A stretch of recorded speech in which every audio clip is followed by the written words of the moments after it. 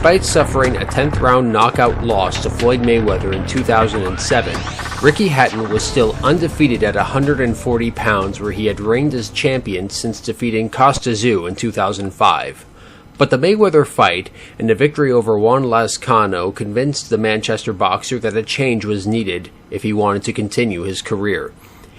He parted ways with his longtime trainer Billy Graham and brought in an unusual replacement, Floyd Mayweather Sr., the father of Floyd Mayweather Jr.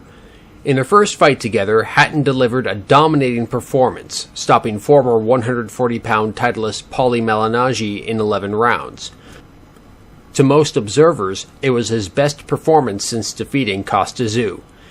Manny Pacquiao was also coming off a great performance of his own.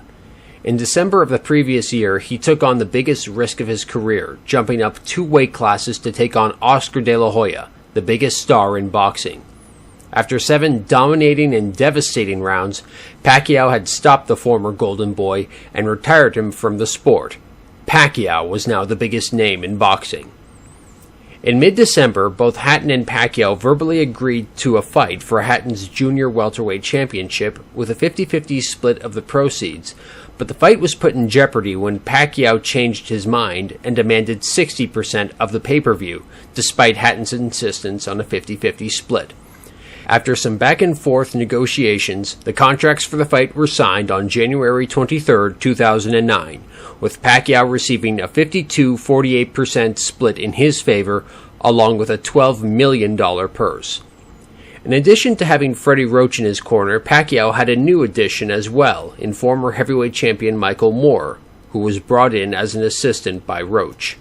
While Pacquiao and Hatton did downsize each other during the press tour to promote the fight, there was a friendly and even cordial atmosphere between the two.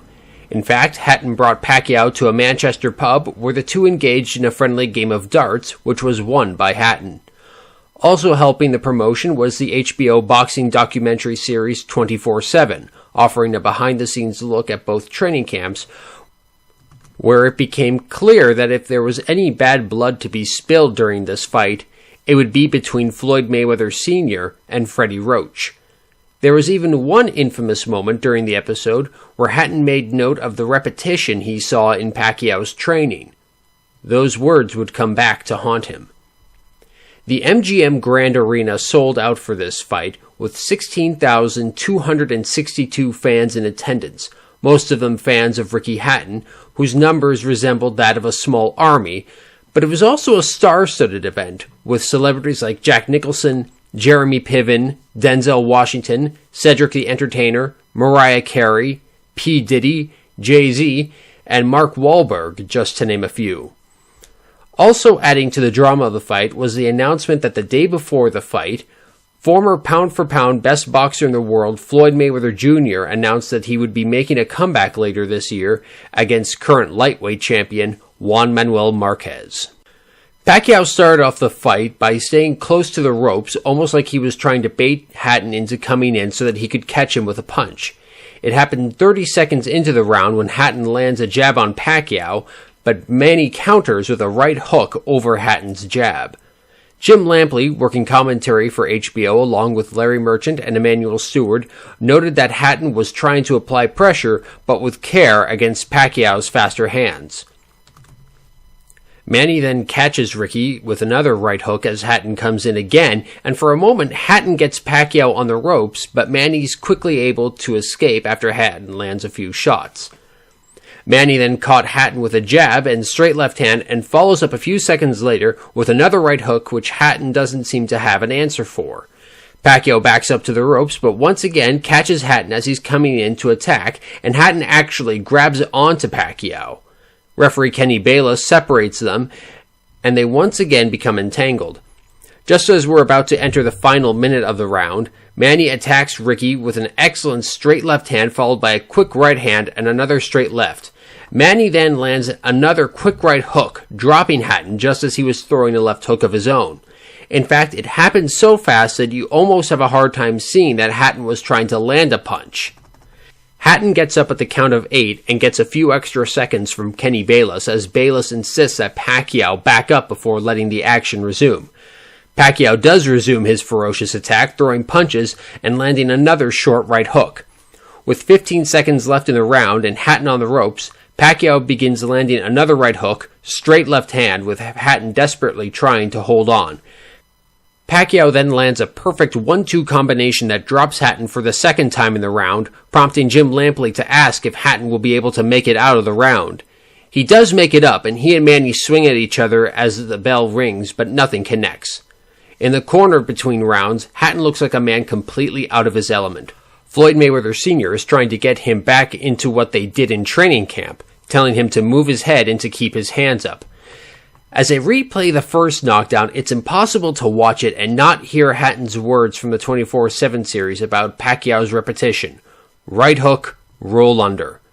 The second knockdown, it almost looks like Pacquiao's straight left hand lands on Hatton's glove, which was up by his head, and that the impact was so great, it just knocked him down.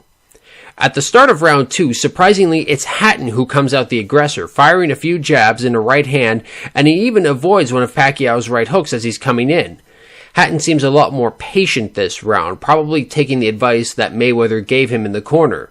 He even lands a hard jab on Pacquiao's face as Manny tries landing a left hand, but then Manny comes back with a short right hand, and they clinch on the ropes. After Bayless separates them, Manny does another right hook roll under, but it's hard to tell if his right hook actually lands. Ricky fires a few jabs, and then goes back to stalking Pacquiao along the ropes, as Manny fires a jab in return and looks for an opening. With 1 minute and 45 seconds left into the round, Pacquiao lands a left hook that knocks Hatton back, and he follows up with a few more punches.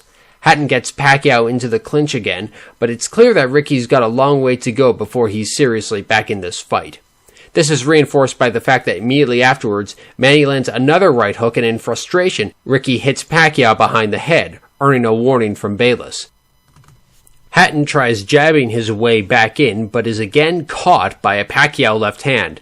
At the start of the final minute, Hatton is once again caught by the right hook, but this gets Ricky riled up, and he tries to fight fire with fire. But Manny's hand speed is too much, and just a few seconds later, Hatton is being backed up into the corner as Pacquiao goes on the attack. He even lands a right hook to the body of Hatton, something which seemed all but ignored up to this point by Pacquiao. Manny was clearly thinking of getting an early knockout. With 10 seconds left in the round, Manny throws out a jab and quickly follows up with a beautiful left hook that drops Hatton, and this time he wouldn't be getting up. Kenny Bayless didn't even bother with a count. He just looked down at Hatton and waved the fight off. For Ricky Hatton, this would be his last fight at this level in the sport. He briefly retired after the fight, but after battling depression as well as drug and alcohol abuse, he made a comeback in 2012 against Vyacheslav Senchenko. After being stopped in the 9th round, Hatton announced his retirement for good. Today he works as a trainer and boxing promoter, and remains one of the most popular British fighters of all time. As for Manny Pacquiao, he was now the junior lightweight champion of the world, making him only the second boxer in history to win 6 world championships in 6 different weight classes. Now when people spoke of him, they weren't just saying he was one of the best fighters of his era. They were calling him one of the best fighters of all time. The year would only get better for him.